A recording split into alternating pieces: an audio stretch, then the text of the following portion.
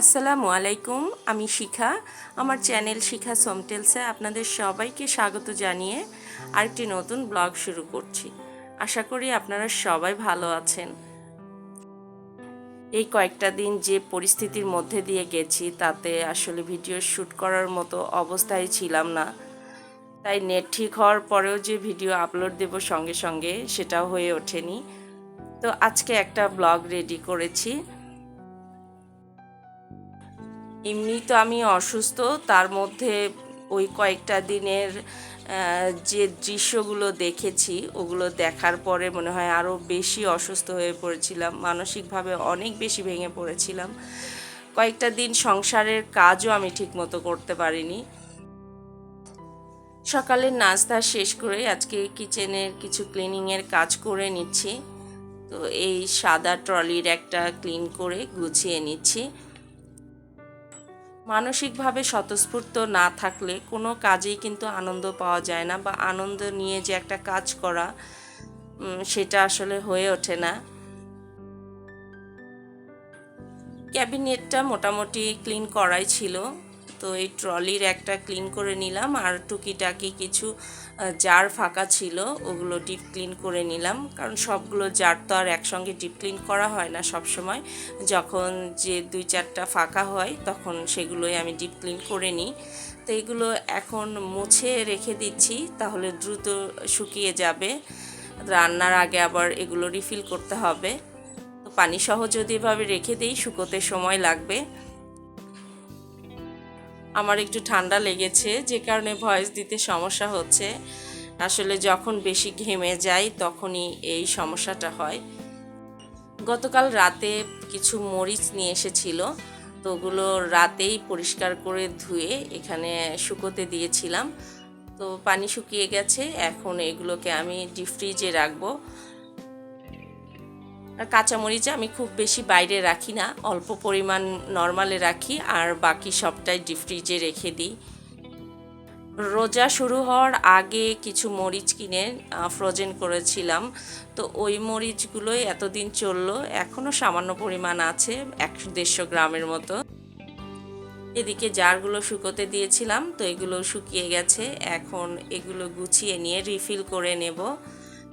আমি কথা বলতে হাঁপিয়ে যাচ্ছি, একটানা যে বেশিক্ষণ কথা বলবো সেটা পারছি না, যে কারণে শ্বাস নিতে হচ্ছে একটু পর পর। এই সমস্যার জন্য মাঝে মাঝে আমি নিজেই বিরক্ত হয়ে যাই।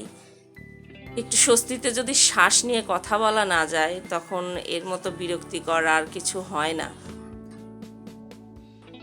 মনটা তো ভালো নেই, তবুও টুকিটাকি করে কাজ করছি সংসারের, আর সেটাই আপনাদের সঙ্গে শেয়ার করছি।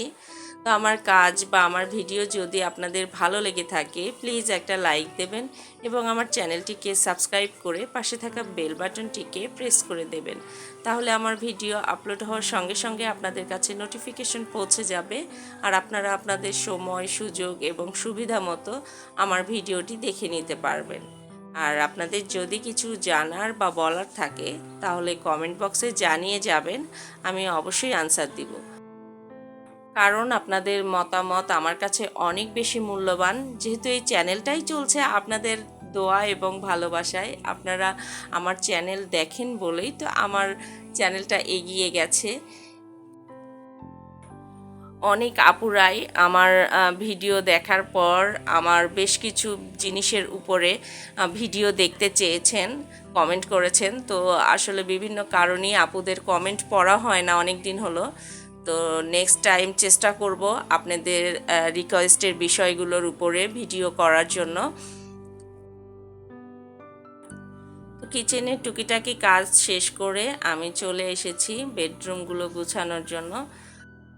যদিও অফ ক্যামেরায় গুছিয়ে নিয়েছি, তবুও একটুখানি শেয়ার করলাম। বাসাটা গুছানোর কাজ শেষ করে আমি আবারও কিচেনে চলে এসেছি। আজকে একটা চিকেন রেসিপি শেয়ার করব আপনাদের সঙ্গে, তো সেই চিকেনটাই রেডি করে নিচ্ছি। চিকেন নর্মাল রান্নার জন্য যে রুটিন মশলাগুলো আমরা দিই, শুধু হলুদটা বাদ দিয়ে লবণ, মরিচ, গরম মশলা, জিরা, আদা বাটা যা কিছুই আছে এগুলো দিয়ে নেব। আর এর সঙ্গে আমি আর দুটো আইটেম শুধু এক্সট্রা অ্যাড করব, সেটা হলো একটা টক দই আর বেরেস্তা করা পেঁয়াজ। এই রান্নাটাতে কাঁচা পেঁয়াজ ব্যবহার করব না। তো আপনারা দেখতে থাকেন। আমার আসলে সবসময় নতুন নতুন রেসিপি শেয়ার করতে খুব ভালো লাগে, মানে নতুন রেসিপি ট্রাই করতেও ভালো লাগে। তবে এই চিকেনটা পরোটা, তন্দুরি, খিচুড়ি, পোলাও সব কিছুর সাথেই খুব ভালো লাগে। তবে সাদা ভাতের চেয়ে এগুলোর সঙ্গে খেতেই বেশি ভালো লাগে। তো আমি এখানে 3 টেবিল চামচের মতো টক দই দিয়ে নিয়েছি আর 1 কাপের মতো পেঁয়াজ বেরেস্তা দিয়ে নিয়েছি। তো এখন এগুলোকে ভালোভাবে ম্যারিনেট করে কিছুক্ষণের জন্য রেখে দিব। তবে এটা 3-4 ঘন্টা ম্যারিনেট করে রাখতে পারলে বেশি ভালো হয়। তো আমি এতটা সময় রাখবো না, যেহেতু দুপুরেই রান্না করব, হয়তো 1-1.5 ঘন্টার মতো রাখবো। বিশেষ করে মাংস আইটেমগুলো যদি আপনি ম্যারিনেট করে একটু বেশি সময় রেখে দিতে পারেন তাহলে খুবই ভালো হয়। আর রান্নার সময় বিশেষ করে এখানে একটু সময় নিয়েই রান্না করতে হয়। সেটা যে কোনো মাংস আইটেম আপনি যদি একটু সময় নিয়ে ধীরে অল্প আঁচে রান্না করেন তাহলে দেখবেন যে ওই রান্নাটা অনেক বেশি টেস্টি হয়। কারণ মাংস রান্নার ক্ষেত্রে দ্রুত বা হাই হিটে পুরো রান্নাটা কিন্তু কখনোই ভালো হবে না, এটা একদম গ্যারান্টি দিয়ে বলতে পারি। আমি মাংসটা ম্যারিনেট করে রেখে দিয়ে এসেছি আর বাসার অন্যান্য কাজও গুছিয়ে গেছে। তো আমি একটুখানি টিভির সামনে এসে বসেছি। আর এখন টিভি দেখা মানেই তো নিউজ চ্যানেলগুলো, অন্য কিছু দেখার মতো মানসিকতাও নেই। তো আমি প্রায় 1 ঘন্টা পর আবারও ফিরে এসেছি কিচেনে রান্নার জন্য। তো অলরেডি রান্না শুরু করে দিয়েছি। আমি মাংসগুলোকে এভাবে লো হিটে ফ্রাই করে নেব, যেভাবে রোস্টের মাংস আমরা ফ্রাই করি তো ওভাবেই ফ্রাই করে নেব। আর মাংসের সঙ্গে যে বাকি মশলাগুলো আছে ওগুলো আমি আলাদা করে রেখে দিয়েছি। মাংসটা ভাজা হয়ে গেলে তারপর ওগুলো আবার কষিয়ে নেব। আমি এখন যেভাবে মাংসটা রান্না করছি এটা কিন্তু অনেকটাই রোস্টের মতো, তবে টেস্ট কিন্তু এখন রোস্টের মতো হবে না। যদি এই মাংসতে আমরা বাদাম বাটা এবং পোস্তদানা বাটা অ্যাড করে দেই তাহলেই কিন্তু রোস্টের মতোই হয়ে যাবে। তো যেহেতু এই দুটো আইটেম দিচ্ছি না তাই টেস্ট পুরোপুরি রোস্টের মতো আসবে না, তবে খুবই মজা হয় এই রান্নাটা। তো আমি বাকি মশলাগুলো দিয়ে এভাবেই লো হিটে ফ্রাই করে নিচ্ছি। আমি এখন 1 কাপের একটু বেশি গরম পানি দিয়ে নিলাম, কারণ এটাতে অনেক বেশি পানির প্রয়োজন নেই, যেহেতু গ্রেভি খুব বেশি রাখবো না। এখন ঢেকে দিয়ে মিডিয়াম হিটে রান্না করব। আর এদিকে আমি পোলার চাল আর মসুর ডাল দিয়ে খিচুড়ি বসিয়েছি।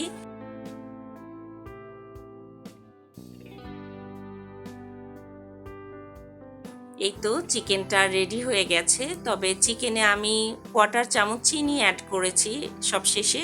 সেটা আর আসলে শেয়ার করা হয় নাই আপনাদের সঙ্গে, শ্যুট করতে মিস করে ফেলেছি। তো আপনারা চাইলে চিনি অ্যাড করতেও পারেন, নাও করতে পারেন, তবে আমার কাছে চিনিটা অ্যাড করলে মনে হয় বেশি ভালো লাগে, একটু মিষ্টি মিষ্টি টেস্ট আসে। আর এখন কয়েক পিস বিফ কাবাব ভেজে নিচ্ছি, তবে কাবাবগুলো আমার বানানো না, আপু বানিয়েছে আর এই ফ্রোজেন কাবাবগুলোই আমাকে দিয়েছে। আমি ঈদের পরে এসে যে কাবাব বানিয়ে নেব সেটা আসলে হয়ে ওঠেনি, শরীরও খুব একটা ভালো ছিল না। তো আপু বানালে সবসময় আমাকে দেখা যায় ফ্রোজেন করা কাবাব দিয়ে দেয়, কারণ বাবুরা অনেক বেশি কাবাব পছন্দ করে।